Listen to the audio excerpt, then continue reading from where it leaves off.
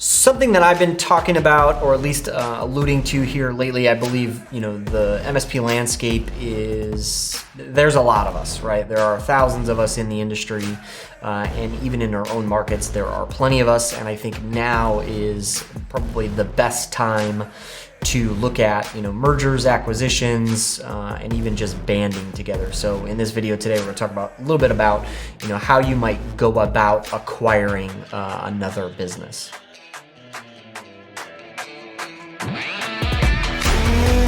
So probably the first step in this really is, looking at maybe who's in your market or other markets that you want to kind of branch out into, whether that be because, you have clients in a different geography or what have you. Really, it's just having conversations, right? Looking at some of your, competitors or others in the industry and starting to have conversations, right? You're looking for synergies, in my opinion.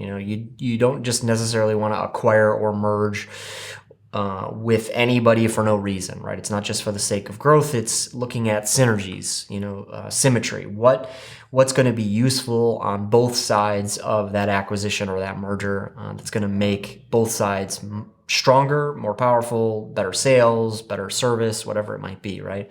And it's a lot of conversations, right? Looking for others who might be interested in joining the bandwagon, so to speak, or hitching onto the wagon train, or who are, and again, this industry is classically older.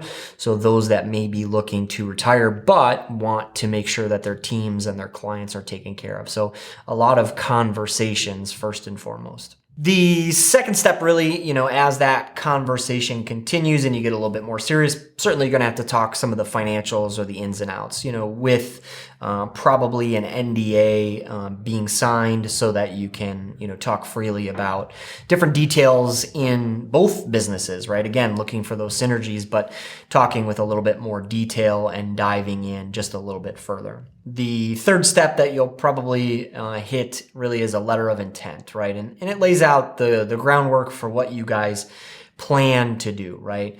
This is what we're looking at doing, be it an acquisition or a merger. This is a general napkin math framework on the price we're going to be paying and based on what, and some assumptions that have already been made based on, the detail and the conversations that we've had previously, right? And I think, this section will lead a lot of people to question. A lot of people are always interested, how do you value any business really, but an MSP business, and there's probably a whole nother video in valuations. The short answer really, and you'll hear a lot in the industry talk about this, it depends, right? It really depends on what is it that you see in this business, what is valuable to you, how are you going to be able to get value out of it when you integrate it into yours, and a plethora of other things. And of course, people need to be incentivized to want to sell or to merge. But on the flip side, you need to have really a return on that investment to make it worthwhile in the long run. So it's a balancing act of both of those things. Then you really move into serious due diligence, right? You're going to want to get legal and accounting involved, and you're going to dive into all of the different, paperwork, information, details, financials, et cetera, et cetera, et cetera.